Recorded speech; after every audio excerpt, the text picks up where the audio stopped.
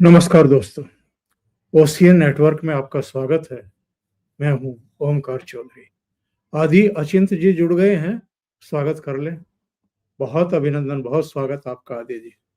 नमस्कार sir, thank you sir. तो आदि जी, किसी ने सोचा नहीं था कि पहले ही दिन, हमले के पहले ही दिन खमेनाई का खात्मा हो जाएगा, लेकिन हो गया है।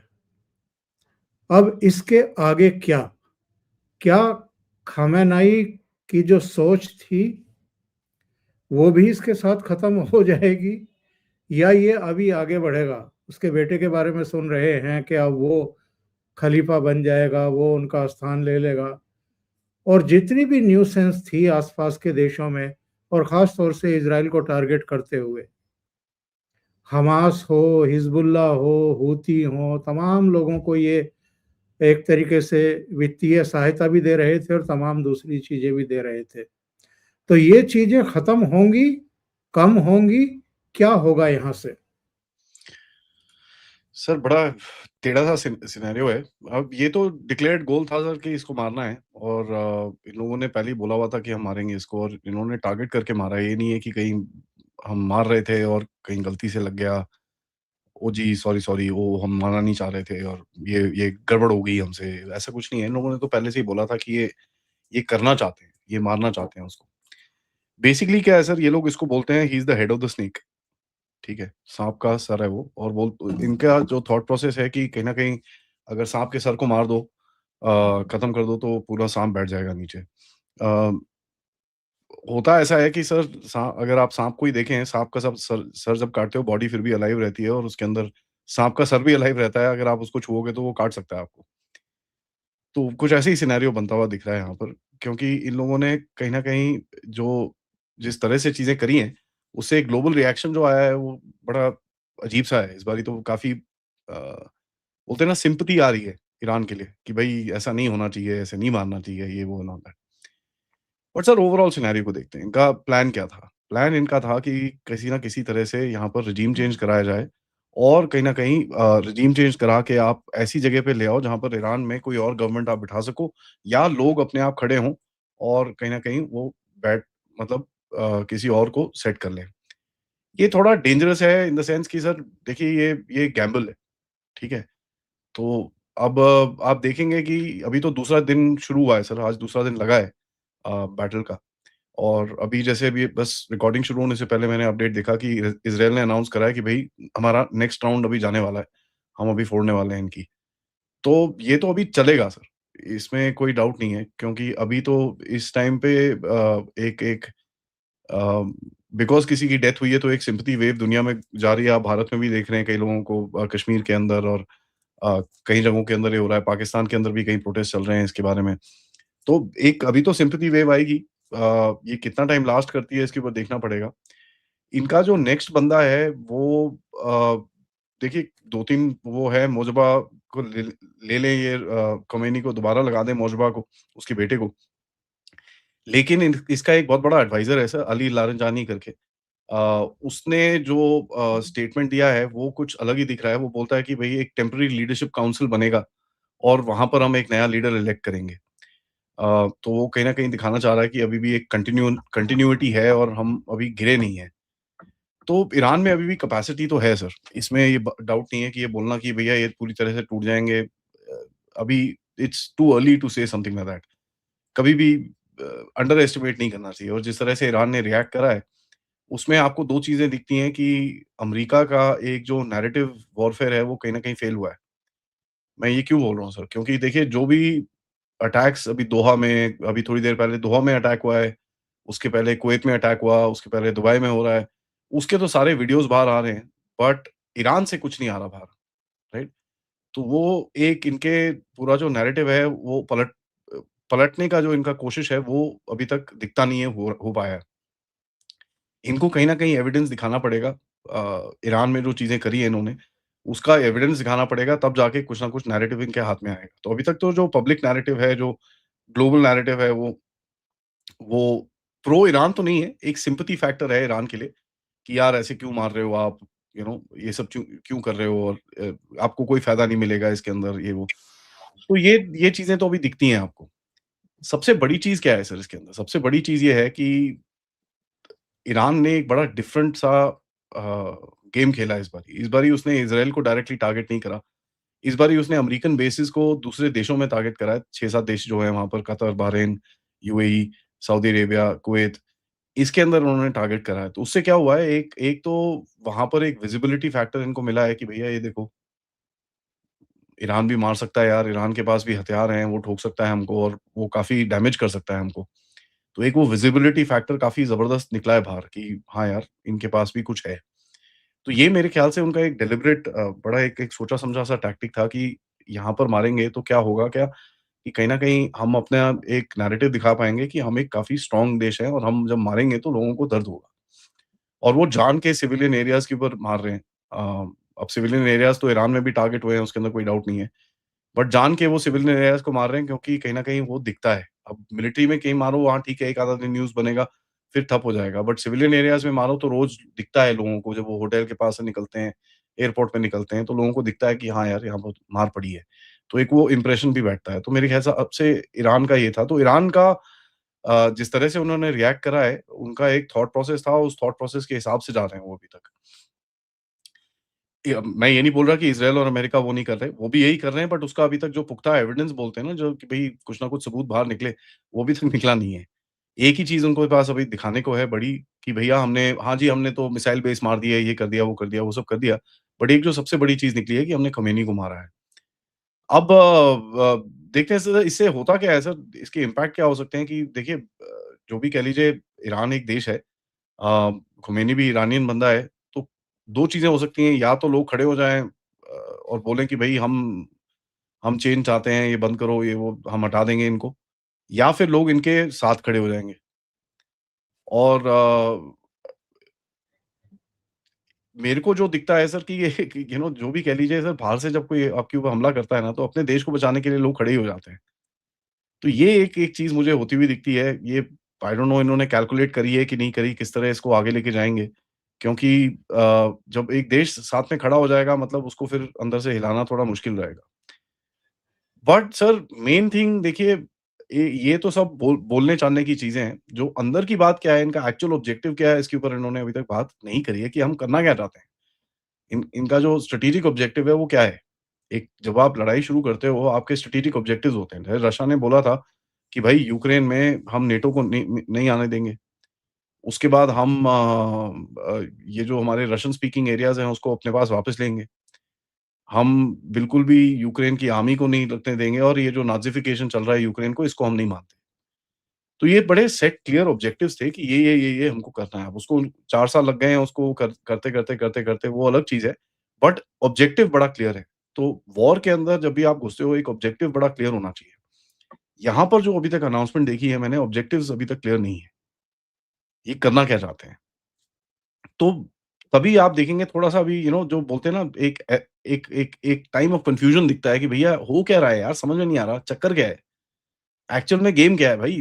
बताओ तो सही, करना क्या है तुमको? तुम मार लिया, ठीक है, अब क्या करोगे? तो ये कहीं न कहीं एक एक थोड़ी-सी कन्फ्यूजन है। और इज़राइल और अमेरिका इस टाइम पे बड़े चुप बैठे हुए हैं। उनकी तरफ से स्टेटमेंट्स आ रहे हैं इधर-उधर के, बट बड़े चुपचाप बैठे हुए हैं, बड़े कुछ कर रहे हैं। तो कहीं न कहीं इनके पास कुछ पत्ते तो दिखते हैं कि कुछ पत्तों के साथ ये अभी आगे खेलेंगे। तो आज का दिन जैसे है कि वो अभी मैंने आपको बताया, जैसे तेहरान के ऊपर नई स्ट्राइक्स जा रही हैं।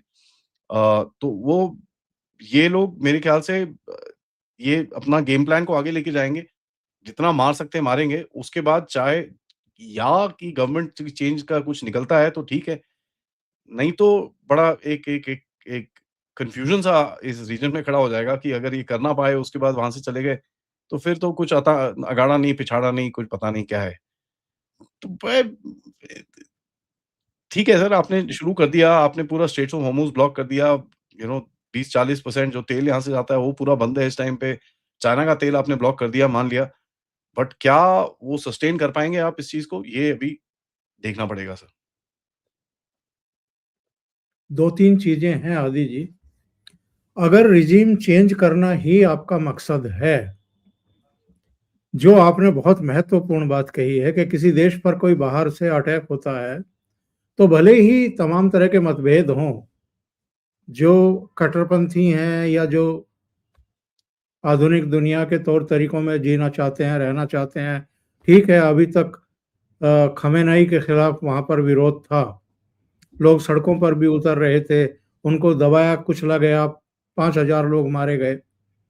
लेकिन जब देश पर अटैक होता है, तो कहीं ऐसा ना हो कि ये सब एक साथ इकट्ठा हो जाएँ या वो न्यूट्रल हो जाएँ जो प्रदर्शन कर रहे थे और ये लोग ज़्यादा हावी हो जाएँ। तो क्या ये बड़े खतरे अभी हैं वहाँ पर? और इतना आसान रिजिम चेंज करने की जब बात आती है, तो वो बिल्कुल भी आसान नहीं होता है। लोग ये भी देखते हैं कि विकल्प क्या है? क्या 78 वाले शाह परिवार को वापस आप बैठाना चाहते हो यहाँ पर? तो वो भी कोई बहुत सारे देश हैं इंक्लूडिंग भारत, जिनको उनके नाम पर भी कोई बहुत ज़्यादा वो नहीं होगा और परेशानी ही बढ़ेगी हमारी अगर वो आता है तो। सर देखिए ये बड़ा अच्छा सवाल है। रेजीम चेंज में जो लोग आप पूछ रहे हैं, किस तरह के लोग आ सकते हैं? देखिए, ये एक शाह तो एक है, उसके बाद और भी काफ़ी सारे ग्रुप्स हैं सर वहाँ पर। कुछ रिपोर्ट्स ऐसी आई हैं कि सीआईए के पास कुछ लोग हैं जो मतलब मिलिट्री के अंदर जो लोग हैं जो कहीं न कहीं अपना खेल बदल करना चाहते हैं, वो दूसरी तरफ चले जाएँगे अगर एक करेक्ट सिचुएशन बनती है। तो ये कई वॉशिंगटन पोस्ट और इनके अंदर अगर आप आर्टिकल्स पढ़ें तो वहाँ पर आपको दिखता है कि कहीं न कहीं कुछ ऐसी चीज़ें बोली जा रही हैं। एक ग्रुप है जिसको बोलते हैं मुजाहिदीन अल कलक, एमईके जो है। अब ये एमईके एक टेररिस्ट ग्रुप था सर 2010 तक उसको टेररिज्म पे लगाया हुआ था। 2012 में if I am not mistaken sir जुलाई 2012 में हिलरी क्लिंटन ने जब ओबामा की सरकार आई थी हिलरी क्लिंटन ने उसको टेररिस्ट लिस्ट से निकाल दिया था। ये लोग सर वहाँ पर बड़ी स्मगलिंग, ड्रग्स ये वो काफ़ी काम करते हैं उधर पे। ईरान के नॉर्थ के अंदर काफ़ी छुपे हुए इनके नेटवर्क्स हैं और ये सब करते हैं वहाँ पर। अब उसके चक्कर में इनके पास पैसे हैं और इन्होंने लॉबिंग शुरू करी है अमेरिका में काफ़ी। तो अगर आप ये एक लेडी है जिसका जो इनकी लीडर है आज मरियम रोजावा करके है। अगर आप इनको सर्च करेंगे तो आपको दिखेगा कि ये हिलरी क्लिंटन के साथ भी खड़ी है, ट्रम्प के बंदों के साथ भी खड़ी है, दूसरे डेमोक्रेट्स के साथ भी खड़ी है, रिपब्लिकन्स के साथ भी खड़ी है और करीब आई थिंक नवंबर में एक कुछ इसने वहाँ पर फंड रेज़िंग करी थी। फंड रेज़िंग डिनर एक तरीका होता है अमेरिका में सबके साथ थोड़ा नेटवर्किंग करने का।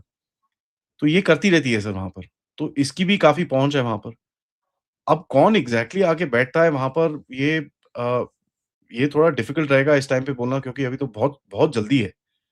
और क्या ये गवर्नमेंट हिलती है कि नहीं? अभी ये गवर्नमेंट हिलाने के लिए सर सबसे बड़ी चीज़ इनको करनी है कि पूरी जो आईआरजीसी है, जो रिवोल्यूशनरी गार्ड कोर है, उसको पूरी तरह से मारना पड़ेगा इनको। उनके सब लोगों को मारना पड़ेगा क्योंकि उनके जब तक वो लीडरशिप है, तब तक आपको दिखेगा कि वहाँ पर वो फ़ोर्स एक एक तरफ रहेगी और वो मतलब लड़ने की एक एक पोज़ीशन में रहेगी। अ, आईआरजीसी जो है सर वो नुक्कड़ मोहल्ले के लेवल पे काम करती है उधर पे, ठीक है? तो वो एक काफ़ी पहुँची हुई चीज़ है, वो ऐसी ही नहीं है कि भैया एक यूनिफ़ॉर्म पहन के घूम रहे हैं, वो एक सीक्रेट पुलिस टाइप है, नुक्कड़ मोहल्ले पे काम करती है, लोगों को जानती है। जो जिस बंदे का जिस नुक्कड़ मोहल्ले का इंचार्ज होता है, उसको पता होता है ये बंदा कौन है, इसका क्या क्या सोच है, क्या नहीं है, तो वो भी पूरा इनका नेटवर्क रहता है। तो ये अभी तक आईआरजीसी तो कमांड में है सर, तो अभी तक वो हटे नहीं हैं। इनके कमांडर्स-वमांडर्स को मारा है, उसमें कोई डाउट नहीं है।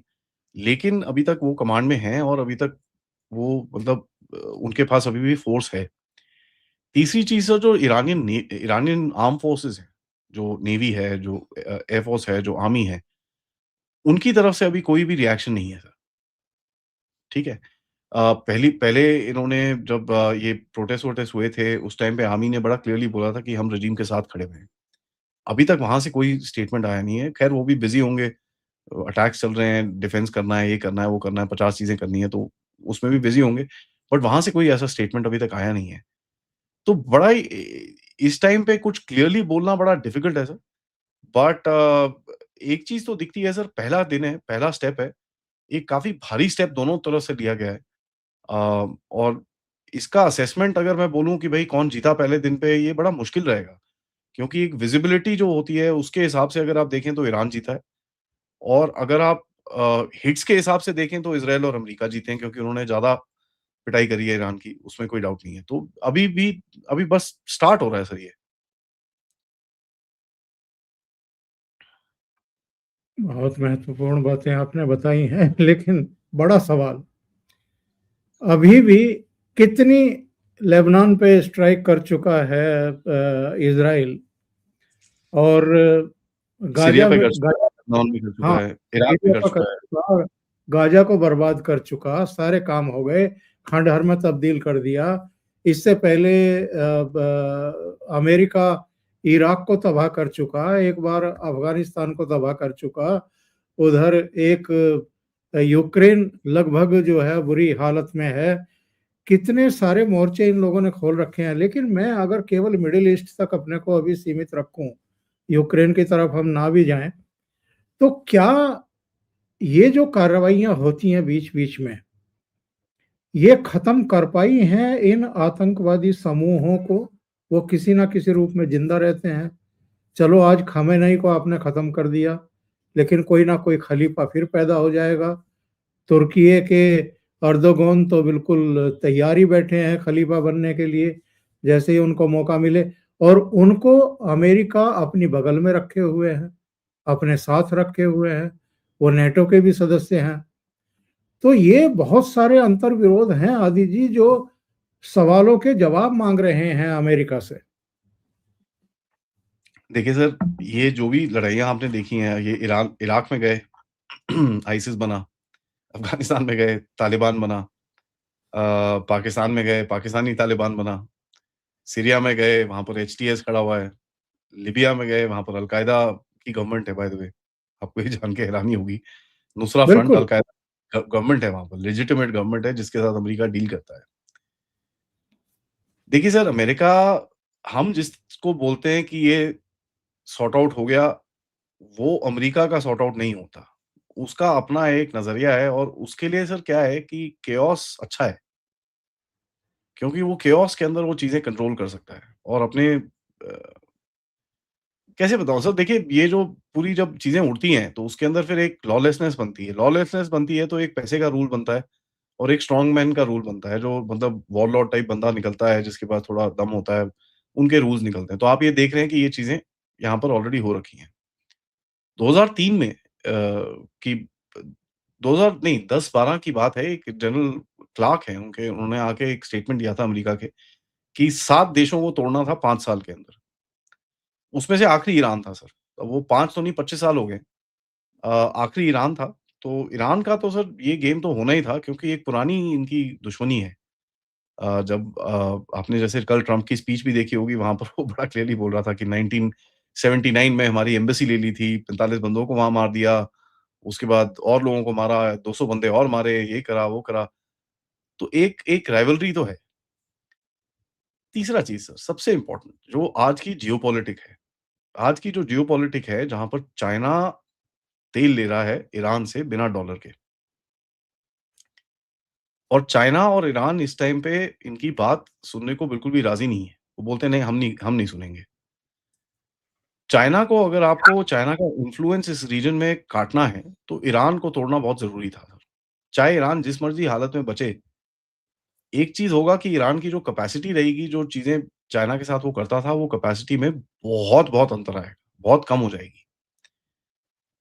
ये शायद उनके इंटरेस्ट में बैठता है कि भई ईरान वीक हो जाए और वहाँ पर अंदर झगड़े हो जाएँ। अ, अंदर जो 3-4 गुट हैं ईरान में, ईरान सिर्फ़ पर्शियन नहीं है ना सर, ईरान में बलोच भी हैं, ईरान में अज़ेरी भी हैं, ईरान में थोड़े बहुत तर्क्स भी रहते हैं बट कम हैं। उसके बाद ईरान में कर्ड्स भी रहते हैं, कर्दिस्तान वाले।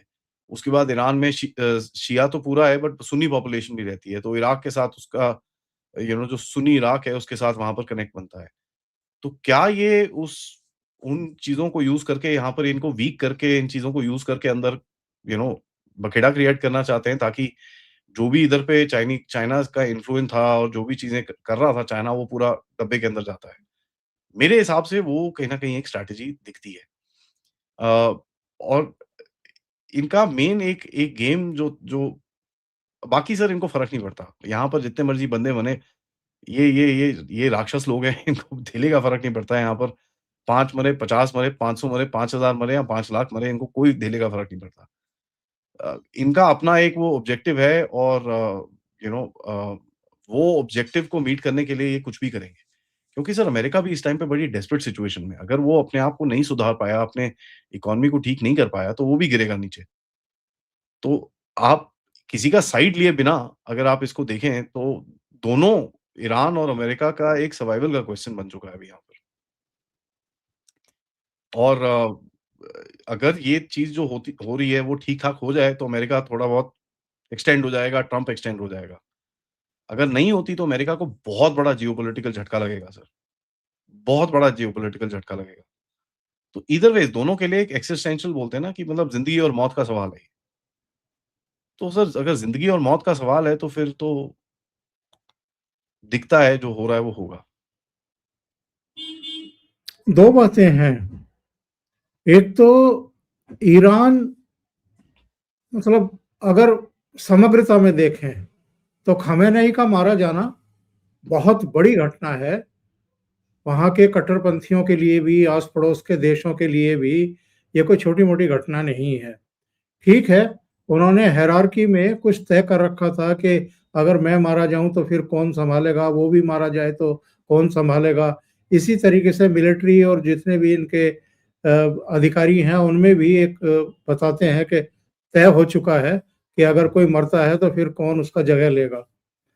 तो इसमें किस कर्मठ हम चीज़ों को बैठते हुए देख रहे हैं, क्योंकि अमेरिका, उसके लिए अब नाक का सवाल है कि खत्म करना है तो करना है। इज़राइल के लिए भी ये जीवन-मरण का प्रश्न है कि अगर इस बार नहीं इसको खत्म किया पूरी तरीके से, केवल खamenei को नहीं, पूरा जो आप बता रहे थे कि जो इनका मिलिट्री का भी पूरा, उसको भी खत्म करना होगा, और जो परमाणु हथियार ये बना रहे थे, यूरेनियम संवर्धन कर रहे थे, उसको भी तहस-नहस करना पड़ेगा। ये कितनी बड़ी चुनौती अभी भी है। देखिए सर, एक तो ये लोग मतलब एक नेगोशिएशन तो आप कर रहे थे। वो आपके जो ओमान के लीडर हैं, उन्होंने तो आके बोला कि साहब अभी नेगोशिएशन चल रही है, अच्छा दिखता है, सब कुछ हो जाएगा, सब कुछ ठीक है। उसके 6 घंटे के अंदर आपने जाके ठोक दिया। तो एक चीज़ तो बड़ा क्लियरली दिखता है कि साहब ये जो नेगोशिएशंस अमेरिका के साथ है, उसका कोई वैल्यू नहीं है। यू नो अब वो किस डायरेक्शन में जाके बैठता है, वो एक बड़ा यू नो गलत चीज़ है किसी भी देश के लिए कि भई आपके साथ कोई भी बात करा जाए, उसकी वैल्यू नहीं मिलती। तो ये तो सर अच्छी बात नहीं है, इसके अंदर कोई डाउट नहीं है। कि भई आप कैसे ट्रस्ट करो किसी देश को जो मतलब बात करते-करते तुमको मारने की ब बात करनी शुरू कर देता है और ये सब कर देता है। अब देखिए इसको मारने के लिए, इसी को मारने के लिए क्या नाम है, khomeini को मारने के लिए एक ही जगह में 30 बम फेंके इन्होंने, 30। Yes, yes. ठीक है जी। नाउ इसका मतलब क्या है सर? इसका मतलब है कि ईरान अंदर से काफ़ी पेनिट्रेट हो रखा है, ठीक है? काफ़ी पेनिट्रेट हो रखा है तो फिर वो किस तरफ बैठता है क्योंकि अभी तो शुरू हुआ है और जिस तरह की इक्विपमेंट यहाँ पर लेके आए हैं, अगर उसको आप थोड़ा एनालाइज़ करें तो आपको कुछ चीज़ें दिखती हैं। सबसे पहले ये तो शिप्स-विप्स और ये सब बड़े-बड़े फाइटर्स और ये सब चीज़ें लेके आए हैं। यहाँ पर सर स्पेशल ऑपरेशंस भी काम कर रही हैं, ठीक है? जो स्पेशल फोर्सेस हैं अमेरिका की, इज़राइल की और इंग्लैंड की, ब्रिटेन की, वो भी काम कर रही हैं, उसके अंदर कोई डाउट नहीं है। उनको सपोर्ट करने के लिए इन्होंने कुछ तरह के जहाज़ लेके आए हैं जो A-10 वॉरथॉग बोलते हैं उनको, ग्राउंड सपोर्ट एयरक्राफ्ट हैं वो। स्लो स्पीड में उड़ते हैं, काफ़ी भारी होते हैं एंड वो ग्राउंड सपोर्ट के लिए होते हैं कि भई आपके कोई आर्मी-शामी आ रही है, टैंक आ रहे हैं तो उनको ज़रा मारने-मुरने के लिए वो बढ़िया जहाज़ है। तो क्या हम इराक की तरह जब स्पेशल फोर्सेस ऑपरेशंस होते थे इराक के अंदर जहाँ पर ये स्कड्स ढूँढते थे, एक स्कड तरह की मिसाइल थी, जो इराकीज़ ना बैठे-बिठाए कुछ नहीं हो रहा होता तो ये इज़राइल पे स्कड मारते थे। तो क्या ये ऐसा कुछ ऑपरेशन दिखेगा जहाँ पर इन अंदर घुस के स्पेशल ऑपरेशंस करके इनकी फैसिलिटीज़ को और इनकी कैपेबिलिटी को मारा जाएगा? बड़ा डिफिकल्ट है कुछ बोलना क्योंकि sir at the end of it सबसे बड़ी चीज़ क्या है सर? ईरान एक बहुत बड़ा देश है, साइज़ बहुत बड़ा है सर उसका। क्यों? अब वो जर्मनी और फ्रांस को कंबाइन करोगे तो आपको ईरान का साइज़ दिखता है। इतना बड़ा देश में आप 20-40 हज़ार लोगों से कुछ करना बड़ा डिफ़िकल्ट है। अब या तो इन लोगों ने इसके बारे में सोचा है या नहीं सोचा है, 2 ही चीज़ें हो सकती हैं। अगर सोचा है तो इनके बारे में कुछ क्या वॉर गेमिंग करी है कि भई किस तरह से हम इसको आगे लेके जाएँगे, ये हम 4 दिन बॉम्बिंग करेंगे, उसके बाद एक कुछ ऐसे करेंगे, फिर ऐसे करेंगे, फिर ऐसे करेंगे। ये अभी कहना बड़ा मुश्किल है क्योंकि इनका अभी जो एक एक जो चीज़ ये दिखा रहे हैं कि हमको जो मिलिट्री इसकी ईरान की कैपेबिलिटी है, उसको खत्म करना है। और एक रॉकेट्स का काफ़ी बारी मेंशन होता है कि भई इनके पास बैलिस्टिक मिसाइल्स हैं, उसको हमको फोड़ना है और ये सब करना है। और उसका आपने नतीजा देखा है। ईरान के पास जो चीज़ें हैं, उससे पूरे रीजन में डैमेज करा है उसने।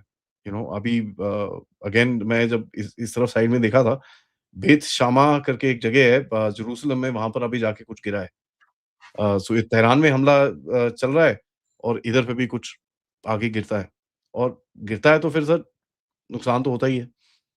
तो ये कितना नुकसान एक देश झेल सकता है, इसका टेस्ट बनेगा सर ये, कि अमेरिका और इज़राइल मिलके दोनों कितना हम नुकसान झेल सकते हैं, ये रीजन कितना नुकसान झेल सकता है और ईरान कितना नुकसान झेल सकता है। जो ज़्यादा झेल पाएगा सर, वो जीतेगा। और बॉटम आदि लाइन ये जी, है, सही मार है, सबको बिल्कुल, बिल्कुल। असली खेल तेल का है और खेलते निशाने पर चीन चीन है, जी, क्योंकि एब्सोल्युटली। वेनेजुएला में भी उसके तार काटे गए, अब ईरान में भी चीन के ही तार काटे जा रहे हैं और ये पाकिस्तान माना में भी जा रहा है पाकिस्तान, यस, और ये माना जा रहा है कि रूस के साथ तो अंडरस्टैंडिंग हो गई है ट्रम्प की, लेकिन वो चीन को बर्बाद करने के लिए इस समय निकल पड़ा है। देखिए सर, रूस के साथ अगर आपकी अंडरस्टैंडिंग भी है, रूस इतना बड़ा आपके लिए स्ट्रैटेजिक थ्रेट नहीं है। उसके पास बहुत बड़ी मिलिट्री फोर्स है, उसके पास बहुत बड़े एटमी हथियार हैं, वो सब ठीक है। लेकिन चाइना एक आपको सिस्टमिक थ्रेट दे सकता है, जहाँ पर आपकी इकोनॉमी को वो थ्रेट कर सकता है, जहाँ पर आपके इन्फ्लुएंस को वो थ्रेट कर सकता है क्योंकि चाइना के पास पैसे हैं। तो ऑल्दो इतने नहीं है, वो भी नीचे जा रहा है, वो भी कोई ऊपर नहीं उठ रहा, उसकी भी थोड़ी हालत खराब हो रही है। तो एक वो सिस्टमिक जो इनका थ्रेट है जिसको बोलते हैं ना मेन एडवर्सरी कौन है आपका? जैसे हमारा मेन एडवर्सरी चाइना है सर। पाकिस्तान एक दुश्मन है, उसके अंदर कोई डाउट नहीं है, लेकिन जो मेन हमारा जो दुश्मन है वो चाइना है। चाइना आपके लिए एक थ्रेट बन के खड़ा हुआ है। चाइना आपके ग्रोथ को रोकता है। चाइना आपके पाकिस्तान को भी फंडिंग चाइना ही करता है। तो बिल्कुल। हाँ, ये एक बड़ी विडंबना होती है इस पूरे खेल के अंदर। सबसे जो बॉटम लाइन है सर, तेल को ये तेल को अपने पास नहीं रखना चाहते। ये तेल के जो फ्लो है उसको ज़्यादातर डॉलर में कन्वर्ट करना चाहते हैं। कितना उसको डॉलर पे डालोगे, होगा क्या अमेरिका को थोड़ा टाइम मिलेगा अपने डॉलर के साथ जो भी इसको चीज़ें करनी है, उसके लिए। और अगर नहीं तो इस तरह अगर तेल तेल का जो खरीद-बेच है वो बिना डॉलर के होता रहे, तो फिर उसका जो पूरा दुनिया पे पकड़ है वो पूरी बैठ जाती है और अगर वो पकड़ बैठ जाती है तो फिर अमेरिका को अपने आप को रिकवर करना बड़ा मुश्किल हो जाएगा। ये एक सबसे बड़ी चैलेंज अमेरिका को दिखता है कि भई हम रिकवर कैसे करें? अगर हमको सबको ही साइड में छोड़ देगा तो हम कैसे रिकवर करें? और अब इसमें भी ये सबसे बड़ा एग्ज़ाम्पल देखिए सर, भारत के साथ अभी इतना आपने बोला कि भई भारत आके माफ़ी माँगेगा, ये करेगा, वो करेगा। उसके बाद वही आदमी यहाँ पे खड़ा हुआ है, बोलता है भैया डील कर लो यार, डील कर लो, क्या कर रहे हो? तो ये आजकल तो वो यहीं आया हुआ है वो। यही आया हुआ है सर। ये देखिए आपको एक तरह की डेस्परेशन वो दिखाता है कि कहीं न कहीं अमेरिका के अंदर भी प्रॉब्लम्स हैं और उन प्रॉब्लम को साइड करने के लिए वो ये सब काम कर रहा है। अब इसके अंदर जो सैड चीज़ है कि सर ये प्रॉब्लम तो ठीक है, तो तुम्हारे पास है, तुम बंदे मार रहे हो उसमें, ये अच्छी बात नहीं, कोई और करे तो साले खड़े हो जाओगे आके बोलोगे ह्यूमन राइट्स और ये वो और सब कुछ। जब हम पाकिस्तान को मारते हैं तो बोलता है कि ओह! नहीं, नहीं, नहीं, मारो मत, ऐसे थोड़ी वॉर वॉर से कोई आपका सॉल्यूशन नहीं निकलेगा, ये वो सारे लेक्चर हमको सुनने को मिलते हैं। लेकिन खुद की बारी आती है तो बिना वॉर डिक्लेयर करे ये ठोक देते हैं। यहाँ पर एक चीज़ मैं आपको बताता हूँ सर। अगर आपने ट्रम्प की स्पीच सुनी होगी, ट्रम्प ने जो जो जो स्टेट ऑफ द यूनियन में स्पीच दी थी, उसमें उसने बहुत सारी बातें बोली। स ज़्यादातर बातों में और बेसिकली एक को छोड़ के सारे रिपब्लिकन खड़े होते थे, डेमोक्रेट वहीं पे बैठे होते थे। तालियाँ बजती थी रिपब्लिकन्स की तरफ से, डेमोक्रेट की तरफ से इनको गालियाँ मिल रही थी। लेकिन जब ईरान का मुद्दा आया, दोनों खड़े हुए सर। ये बड़ी इम्पोर्टेंट चीज़ है, बहुत इम्पोर्टेंट चीज़ है जिसको मैंने देखा नहीं है किसी ने इसके ऊपर बात करी है। क्योंकि देखिए सर क्या है, इसका मतलब क्या है कि अमेरिका की एस्टेब्लिशमेंट जो है, उसका ये प्लान है। चाहे ट्रम्प करे तो ठीक है, नहीं तो ट्रम्प हटा के किसी और को बिठा के उससे करा लेंगे ये। बिल्कुल। तो उनका प्लान है ये कि ये करना है हमको। अब इससे 2-3 चीज़ें हैं, इज़राइल को काफ़ी एक एक अपर हैंड मिलेगा इसके अंदर। अ, रीजन जो है यहाँ पर फटेगा वो। और मेरा तो सबसे बड़ा फ़ियर है क्या है सर कि एक शिया टाइप आईएस इस्लामिक स्टेट अगर खड़ा हो गया यहाँ पर, जिहाद एक नई नए लेवल पे जाएगा। कहते लोग हैं कि भैया 70% इस्लाम को नहीं मानते वहाँ पर ईरान में और ये सब चीज़ें हैं, उसके अंदर कोई डाउट नहीं है। लेकिन सर जब खाने-पीने की लाले होते हैं, जब हालत खराब होती है, तो कोई भी तुमको पैसे देता है और कोई काम कराता है तो फिर उसकी बिल्कुल। तरफ आप चले जाते हो। पता नहीं सर ये इसकी वॉर गेमिंग इन लोगों ने पूरी तरह से करी है कि नहीं करी। मैं समझ सकता हूँ ये लोग क्यों कर रहे हैं और मैंने इसके बारे में बहुत टाइम से बात करी है कि ये करेंगे। क्योंकि मेरे को इनका स्ट्रैटेजिकली जो बड़ा गेम खेलना चाहते हैं वो दिखता है। बट ईरान का क्या होगा और इस रीजन का क्या होगा, इसके बारे में मेरे को लगता नहीं है, ना इनको कोई फ़र्क पड़ता है, ना इन्होंने सोचा है। क्योंकि सर आप पहले भी इनकी हिस्ट्री देखो, पूरा बर्बाद-वूर करके ऐसे करके हाथ झाड़ते हैं और निकल जाते हैं कि भैया हम चले, हम जा रहे हैं यहाँ से। तो यू नो क्या बोलें सर ऐसी ऐसी चीज़ को? कैसे आप बोल सकते हो? यहाँ पर देखिए सर इज़राइल का भी अगर आप सिचुएशन देखिए, मैं बड़ा फ़ैन हूँ इज़राइल का, अच्छा देश है, उसके अंदर कोई डाउट नहीं है, टेक्नोलॉजी बड़ी ज़बरदस्त है और इंडिया के साथ काफ़ी रिलेशंस हैं, हमको हेल्प करता है, सब कुछ करता है। लेकिन जब वो ऐसी हरकतें करता है ना तो फिर लगता है यार ये कर क्या रहा है? ये क्या है? जाके तुम बैठ के बात तो कर लो एक बारी। अभी आज तक अभी इज़राइल ने ईरान के साथ बात नहीं करी है। तो ना वो बात करना चाहते हैं, ना ये बात करना चाहते हैं, तो कहीं न कहीं ऐसे कॉन्फ्रंटेशन पे तो आएगा सर। जैसे मैं हमेशा बोलता हूँ इंडिया-पाकिस्तान भी होगा। क्योंकि देखिए हम तो बात नहीं करना चाहते उनके साथ। अ, क्योंकि सर देखिए वो ऐसे लोगों के साथ क्या बात करूँ? पागल हैं साले, जिहादी हैं। इज़राइल भी कोई ऐसी चीज़ ही बोलता है कि भैया ये पागल हैं, जिहादी हैं, हम नहीं बात करना चाहते इनके साथ। इनका विश्वास नहीं कर सकते हम लोग। तो यहाँ पर मिडल ईस्ट में अभी जैसे वॉल स्ट्रीट जर्नल का अगर आप सुबह एक आर्टिकल पढ़ें जहाँ पर बोल रहे हैं कि सऊदी अरेबिया ट्रम्प को बोल रहा था कि भई अब मारो, मारो, इस ईरान को मारो। पता नहीं ऐसा हुआ है कि नहीं हुआ, बट अगर आप इसको थोड़ा-सा दूर से देखें, थोड़ी दोस्ती तो हुई थी सऊदी और ईरान के बीच में, लेकिन एक शिया सुन्नी वाला फैक्टर भी है। तो बड़ा कॉम्प्लिकेटेड सा अफ़ेयर है ये। इसमें आप अगर एक सिंपल आंसर ढूँढें कि भैया ये अमेरिका कर रहा है और अमेरिका और इज़राइल जीत जाएगा, उसके बाद ईरान में रेज़ीम चेंज हो जाएगा, ये वाला बंदा आके बैठेगा और 3-4 साल थोड़ा-सा ऊपर-नीचे रहेगा। उसके बाद भारत तेल लेना शुरू हो जाएगा, उसके बाद पैसे बनने शुरू हो जाएँगे और ठीक-ठाक होके निकल जाएगा। अगर आइडियली ऐसा होता है तो बहुत बढ़िया है, नो प्रॉब्लम। बट ऐसा होगा नहीं सर, क्योंकि जब एक बारी बोलते हैं ना तरबूज कटता है तो सब में बँटता है फिर। सही है। और भारत भारत पर क्या इम्पैक्ट होने वाला है? क्या भारत उसके लिए तैयार है, उस शॉर्ट टर्म इम्पैक्ट में को झेल? शॉर्ट टर्म में आपका ऊपर इम्पैक्ट ठीक नहीं होगा सर। देखिए ईरान की जो इंस्टेबिलिटी रहेगी उससे आपके देखिए रीजन में इंस्टेबिलिटी होगी तो उसमें आपका ट्रेड के ऊपर इम्पैक्ट आएगा, ये सब आएगा और वैसे भी अगर आप देखें इस टाइम पे एविएशन के ऊपर इम्पैक्ट आ रहा है, आपकी शिपिंग के ऊपर इम्पैक्ट आ रहा है, तेल के ऊपर इम्पैक्ट आ रहा है। ख़ैर तेल तो आप इधर-उधर से ले आओगे, आपने काफ़ी सेटिंग करी है, आपने अफ्रीका में सेटिंग करी है, साउथ अमेरिका में सेटिंग करी है, आज कनाडा के भी वो आए हुए हैं, तो उनके साथ भी सेटिंग कर रहे हो। रशिया के साथ पता चला है कि आपने तेल यू नो अ, तेल हमने ज़्यादा ऑर्डर करना शुरू कर दिया है। 12% जनवरी इंक्रीज़ ऑलरेडी जनवरी हाँ, के मुकाबले तो ज़्यादा ही खरीदा फरवरी में। जी, तो आपको भी दिखता है कि आप कुछ ना कुछ आपको पता है क्या होने वाला है और आप उसके अगेंस्ट में प्लान कर रहे हो कि यार अगर ये होता है, तो मैं इतना यहाँ से लूँगा, इतना यहाँ से लूँगा, इतना यहाँ से लूँगा और ये वाला जो बीच का एरिया है इसको ज़रा मैं काटता हूँ। तो अगर आप इसको भारत के नज़रिए से देखें सर, भारत की दोस्ती दोनों तरफ है, ठीक है? तो अ, ऑल्दो पर्सनली अगर आप मुझे पूछें तो मुझे वो जो ईरान में मुल्ला है मेरे को नहीं पसंद।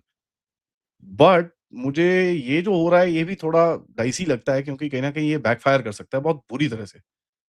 जिस सही तरह बात। पहले भी इन लोगों को करा है। इराक में बैकफ़ायर करा, सीरिया में करा, यमन में करा, लीबिया में करा, जॉर्डन में करा, हर जगह इनको बैकफ़ायर करा है। और जब इनको बैकफ़ायर करता है तो फिर रीजन को भी चोट लगती है। और रीजन को चोट लगती है फिर आप ही लड़ते रहते हो यहाँ पर क्योंकि वो तो 10,000 मील दूर बढ़ जाता है जाके, भैया हो गया मेरा काम, मैं चला यहाँ से। बट इस बारी एक डिफरेंस है।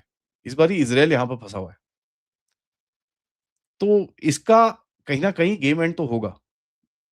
या तो ऐसी जगह पे होगा कि भई ईरान को पूरी तरह से इन्होंने मार-मूर के ऐसे हालत में कर दिया कि वो आगे कुछ ना कर सके। तो सही ठीक है। है, चलो। अगर ईरान को इन्होंने छोड़ दिया कि साहब हो गया, अब हम और नहीं मार रहे, हम जीत गए, जीत गए। तेरे को देख हमने तेरे खमेनी को मार दिया, उसको मार दिया, उसको मार दिया, ये कर दिया, ये देख इतने सारे बम फेंके, ये कर दिया, वो कर दिया। हम जीत गए करके यहाँ से निकल जाएँ। फिर वो वापस ऐसे ही हो जाएगा सर।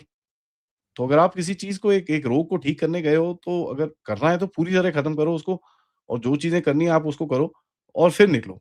अब ये हाल्फ हार्टेडली कहीं न कहीं कुछ कर रहे हैं। मैं आपको ये बोल रहा हूँ सर 3-4 दिन में ट्रम्प की तरफ से स्टेटमेंट्स आने शुरू हो जाएँगे। मैं ऑफ रैम्प दे रहा हूँ ईरान को। तो ये आप देखेंगे अगले 2-3 दिन में। अच्छा भई आप ये कर लो, हम और नहीं मारेंगे आपको। तो ये चीज़ें आनी शुरू हो जाएँगी। तो ये ये बेवकूफ़ी है ज़्यादा सर। ये ज़्यादा खतरनाक स्थिति है।